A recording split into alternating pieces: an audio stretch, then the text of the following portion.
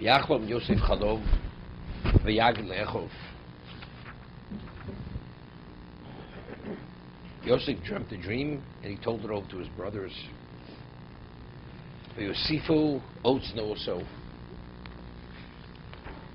And the hate increased.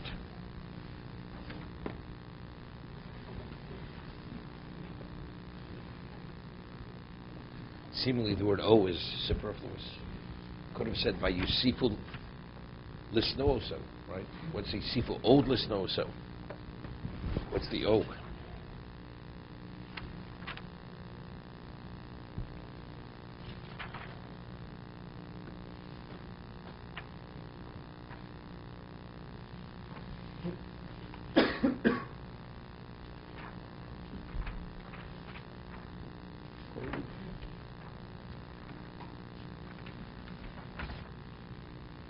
Yosifu snooso.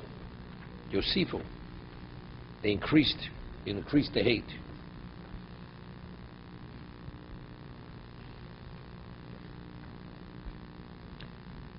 So what I think, the connotation of the ode is that as much as they disliked him, because they felt that the reason why they're being discredited is because of his talebearing, if he would have stopped at that point, it would have just faded out.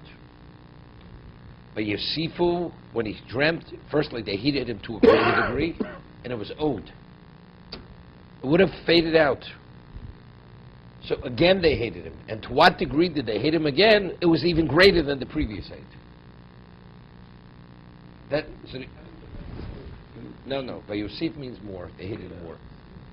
What is the ode? Ode is like again. Ode is again. What do you mean again? They hated him from before. The answer, if he would have stopped at this point, it would have faded out. But because he was unrelenting, continuously, tried to establish himself and minimize them, so not only did they not forget, but they hated him even to a greater degree. That's what it's saying. What was the dream? Here what he says, it's important you listen to this dream well. Right? They have no interest in hearing what he has to say. But he says, no, you have to pay attention to what I'm going to tell you. It's like I'm going to poke my finger in your eye and make sure to open your eye wide and be steady because I want to get it exactly right through the pupil. And that's what he's telling them. No? Shimul no hachalom hazeh shechalomti. V'hine anachnu ma'almim ma'alumim b'soch hasoder. We're gathering sheaves in the field. My sheaf stood up and became erect.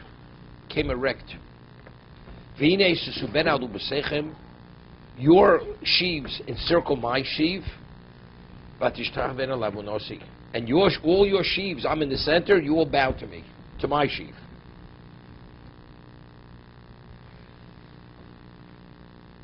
It's interesting. It's exactly what happened. What does the sheaf represent? Wheat. Why did the brothers come to Egypt? There was a famine.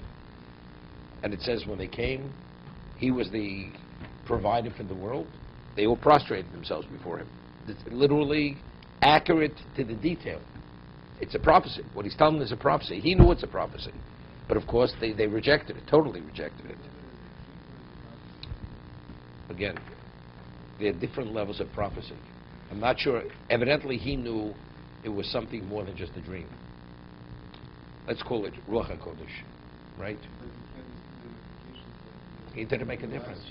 He felt he had an obligation to tell it over. Makes no difference. He had an obligation. Take a look at the Ramchal, what he speaks of Ruach HaKodesh. Person has Ruach HaKodesh. What's Ruach HaKodesh? So, even though we find the words of Chazal, the Vu is also referred to as Ruach HaKodesh. But in the classical sense, what is Ruach HaKodesh? Divinely inspired. All of a sudden you have an understanding of something. So how do you know? How do you know it's right? It's with a level of clarity that it's more than coming upon that fact through your own intellectual process. You know it is because it is. That's it. You cannot change the person. That's the grasp and the certainty that the person understands it is what it is. That's it. What?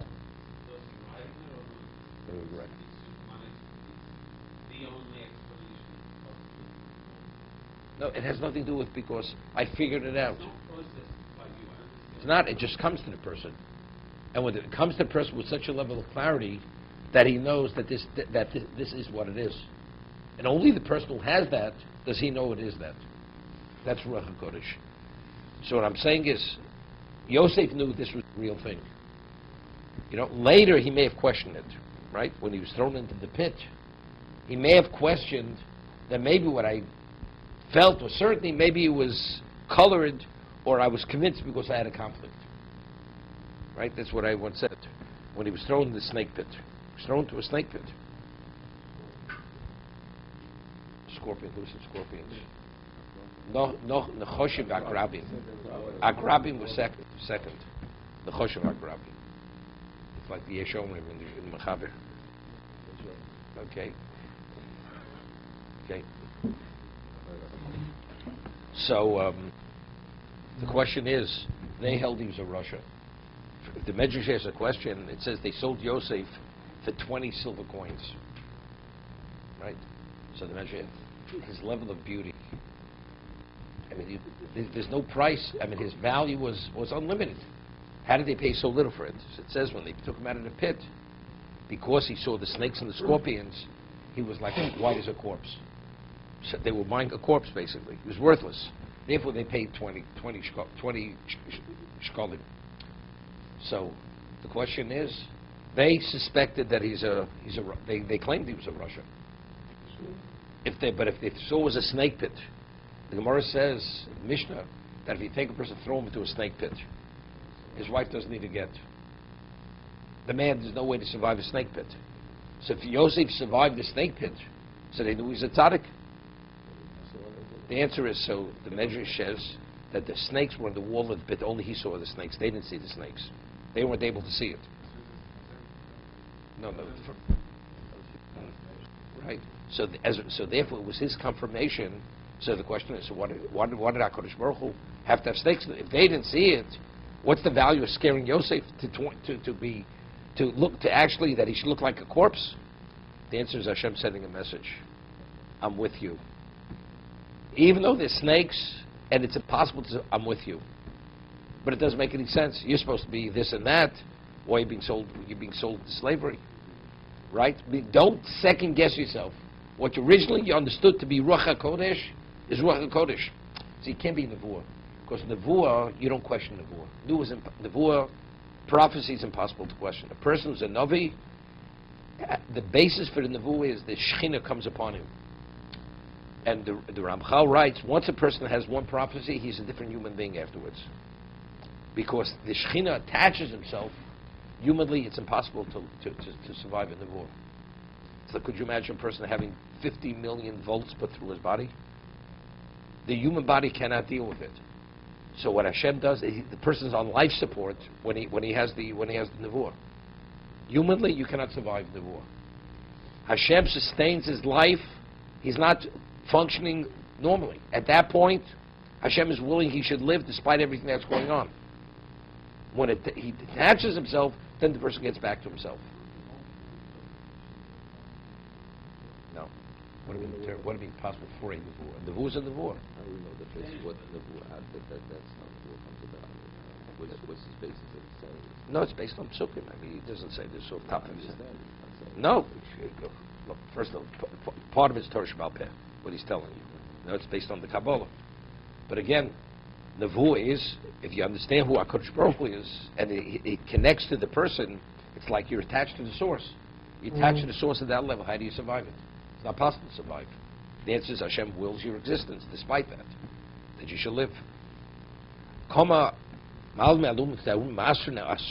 Gathering sheaves,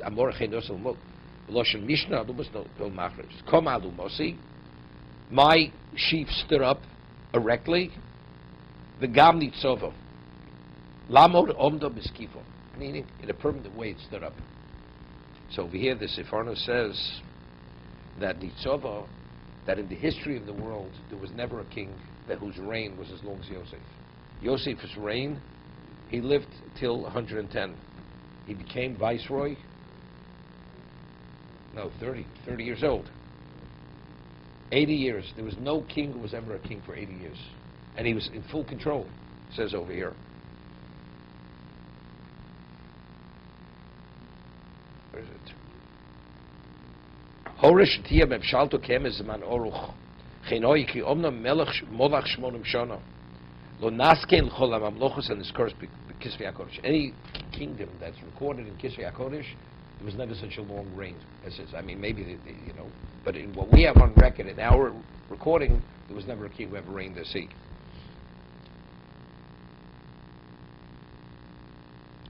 Over here, the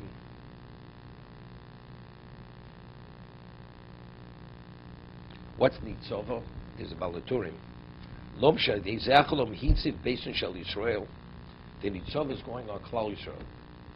Because he was the viceroy who sustained, he will be the one to set us on a secure footing. Not he will. The Nitzov is going on Klal Yisrael. Hitziv beis shel Yisrael shekilkulam b'shnasa re'ovim. We couldn't survive otherwise during the famine years. So he secured ours. That's the Nitzov. He gave us permanence.